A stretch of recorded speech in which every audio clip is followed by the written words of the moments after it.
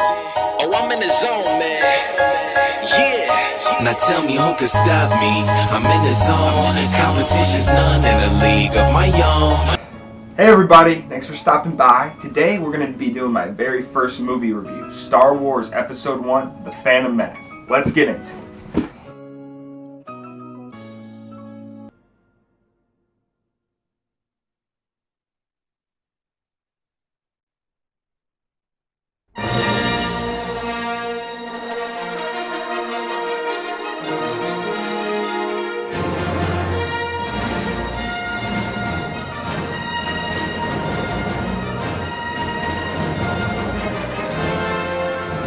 So since this is the first movie review I've ever done, I just kind of want to talk about what this is going to be like, what it's going to feature. So we're going to be going into 5 different categories when it comes to determining how good or bad this movie is. The categories are as follows: acting, directing, plot, writing, and flow. The flow is like the pace of the movie and just overall the feel of the movie.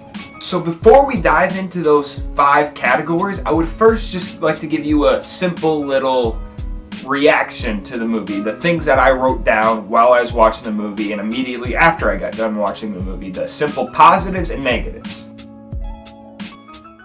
So being an optimist, I would like to first go over the positives. First of all, the acting by the 2 leads of the movie, Ewan McGregor as Obi-Wan Kenobi and Liam Neeson. I will look for you. I will find you, and I will kill you. As Qui-Gon Jinn was good. The music was good. The cinematic aspect of the directing was very good by George Lucas. And the special effects were outstanding, especially when you consider it was made in '99, and even watching it today, it holds up pretty well. But unfortunately, that's really all we have for the positives, so let's jump into the list of negatives. So here goes the negatives. The writing is just plain bad. Jar Jar Binks was just ridiculous. The actor of Anakin Skywalker was cringeworthy. The plot was so convoluted and just stupid, and you couldn't follow anything that's going on. I mean, overall, it just relied too much on fan service, and this is just the things that I listed off the top of my head while watching the movie. So, I think it's about time to take a deep dive into this. Hold your nose and let's go. So the first category we're going to be jumping into is acting. Now, as I said before, Liam Neeson and Ewan McGregor as the 2 leads, Qui-Gon Jinn and Obi-Wan Kenobi, did a pretty good job despite having a lackluster script. And also on top of that, Ian McDiarmid, who portrayed the very dynamic and deep character of Senator Palpatine, did a great job just getting in there and really portraying a character that was compelling. Good.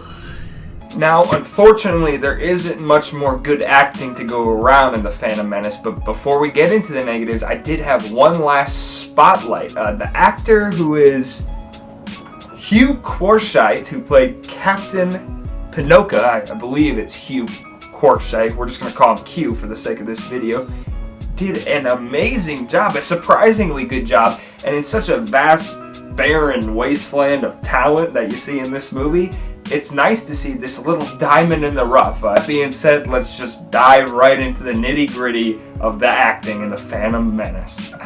So let's just talk about the ginormous 5-ton elephant in the room, right? Jake Lloyd, who portrayed Anakin Skywalker, was not ready to be acting in straight-to-DVD movies, let alone the biggest blockbuster of all time, arguably. You know what? You are rude and mean and sloppy and frizzy. I don't like you at all. His cardboard, emotionless acting was some of the worst I've ever seen, and it was distractingly bad. I mean, scene ruining bad, and I just don't see how this kid got casted in such a crucial movie for not only the Star Wars franchise, but cinema. And he really drags down this movie, considering it's not like he's just a supporting character, but one of the 3 leads. It's like almost every scene Jake Lloyd is in, I was just ready to just turn off the TV and just forget Star Wars altogether. You scrawny dough pot, Slimo. You attempt to escape. And they blow you up. Ooh. Now this is pod racing. This is tense. I'll try spinning. That's a good trick. And this. And this. Whoa. Oops. Oh, take your time. Go ahead, finish vomiting, and then I'll get into this. Believe it or not, Jake Lloyd's breathtakingly bad performance isn't the end of the terrible performance. Check out Natalie Portman. Yes, the Academy Award nominated Natalie Portman's performance, which he delivers her character's signature scene. We have searched you out because we wish to form an alliance. Your Honor. Who's that? I am Queen Amidala. This is my decoy, my protection, my loyal bodyguard. I'm sorry for my deception, but it was necessary to protect myself. Although we do not always agree, Your Honor, our 2 great societies have always lived in peace. The Trade Federation has destroyed all that we have worked so hard to build. If we do not act quickly, all will be lost forever. I ask you to help us. No, I beg you to help us. We are your humble servants. Our fate is in your hands. I mean, come the fuck on! What? How is that acceptable for one of the most pinnacle scenes in the entire movie? And I could go on and on about the terrible performances in the movie, like Pernilla August, her breathtaking performances such as... And get him to let me pilot it for you. I don't want you to race. It's awful. I die every time Walter makes you do it. But Mom, I love it. The prize money would more than pay for the parts they need. Anakin. Your mother's right. Is there anyone friendly to the Republic who can help us? No.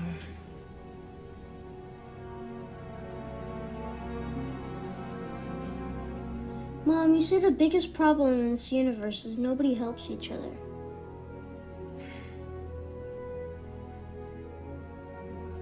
I'm sure Qui-Gon doesn't want to put your son in danger. We'll find some other way. No. There is no other way. I may not like it, but he can help you. He was meant to help you.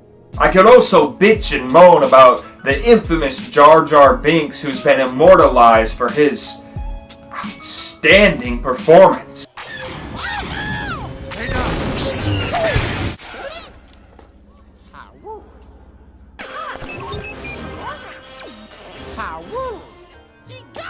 What the Misa saying?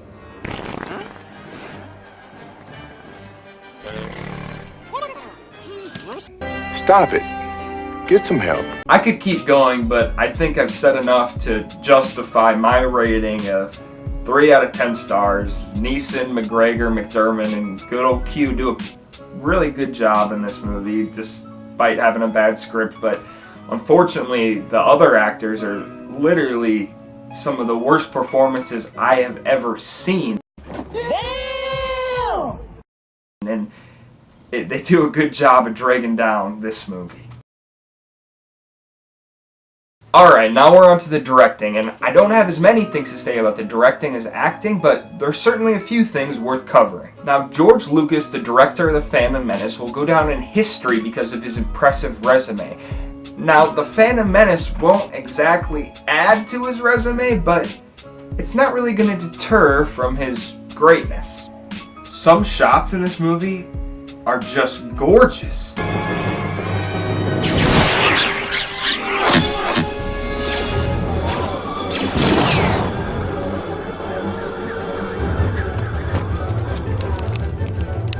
We'll cover you.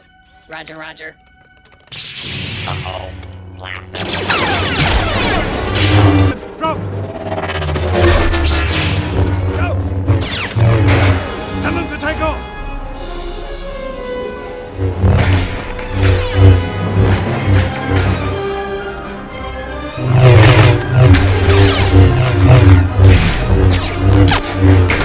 Isn't that crazy? In such an infamous film like The Phantom Menace that has been remembered for its flaws, there are these sorts of shots, and when you get to sit back and just watch them, it's a great thing, but unfortunately, you're usually being distracted by a convoluted plot and horrific acting. Now, although George Lucas doesn't really provide a good example of visual storytelling, he does do a good job of smoothly directing and not letting the directing get in the way of the narrative, even though sometimes I personally wish it would.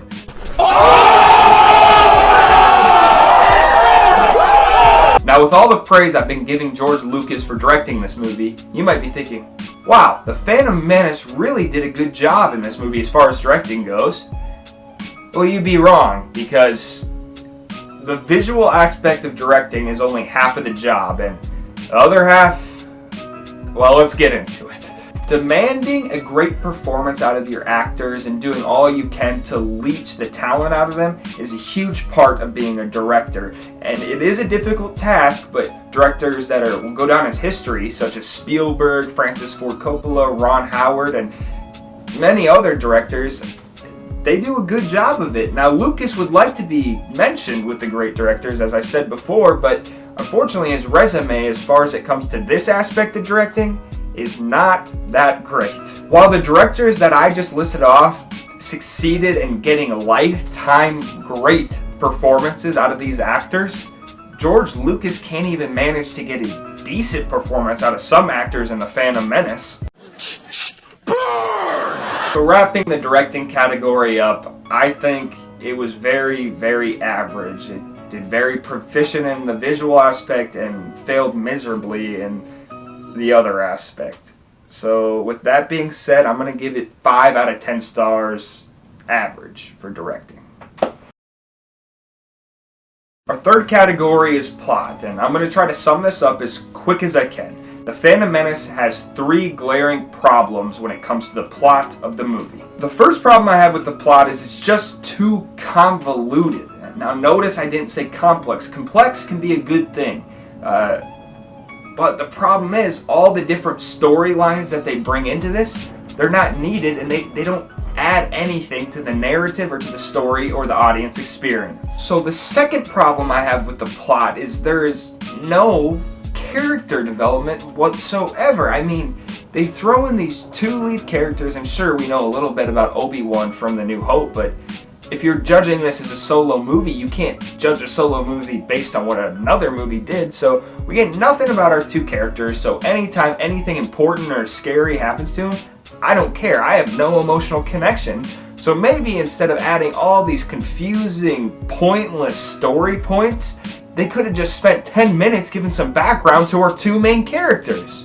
I know how to make movies. I went to film school. So the third and final problem I have with the plot is the story, or perhaps the enjoyment of the story, relies way too much on fan service. Some of the best moments in this entire movie are when characters from other movies are brought in. So in other words, the best parts of these movies are other movies. So the 3% of the movie I liked, the 3% of the best parts of this movie, the small, insignificant amount of the movie I liked, wasn't even this movie, it was another movie. Ridiculous. Alrighty then. Alright, before I give my rating, I wouldn't be doing my job if I didn't give you the one positive that I saw in the plot, and I had to search for it. The plot had potential. I mean, the aspect of space politics was kind of cool, and there's some other storylines that I kind of found myself interested, but the execution was so bad it's hard to even give this movie good marks for that. So I may be being a little harsh here because the plot is so crucial to making a good film, but I think a fair rating for the plot would be 2 out of 10 stars. There really just wasn't much good about it. I saw a little bit of potential, and some things like the Jedi Council really interested me, but other than that, even the good things weren't executed right. So 2 out of 10 stars for the plot. Now for our 4th and 5th categories, which is writing and flow of the movie, we don't have a lot to go over, so we're just going to be combining them into one little segment here. So like I said, this channel likes to go in depth, but it's hard to go in depth when you can only see one side of things, which is all I can see, the writing. The writing is... it's just blasphemous. That is blasphemous! That is blasphemous! I don't know what other word to use. I mean, the stale comic relief that didn't hit once for me, and that, oh god, the dialogue, I don't even want to talk about it. It's so bad. It's so bad. As for the flow of the Phantom Menace, I mean, it just continues the blasphemy. That's blasphemy. Absolute blasphemy. It's painfully slow, and you know, sometimes that's okay, but usually when a movie's slow, it builds up to some awesome pinnacle. Well, this one, when it does hit its climaxes, if you can call them that, they have little to no effect on the audience because we don't care about the characters because the writing's bad and it's just a mess. Without talking about it too much, the writing and the flow both received the lowest grade of 1 out of 10 stars. You have been stopped. I really couldn't find a positive in either. I mean, I didn't mind the lines that they wrote for Yoda, but I mean, that's what, he has like 2 lines the whole movie, so I couldn't give it an upgrade because of that. So 1 star for both writing and flow. Star Wars The Phantom Menace was honestly an exhausting movie to review. It is not only a blemish on the great Star Wars franchise, but a blemish on cinema in general, and also a complete insult to audiences who waited so long for this movie and who have expected so much from their beloved franchise. With all of this said, I'm going to be giving The Phantom Menace a rating of 2.5 stars out of 10.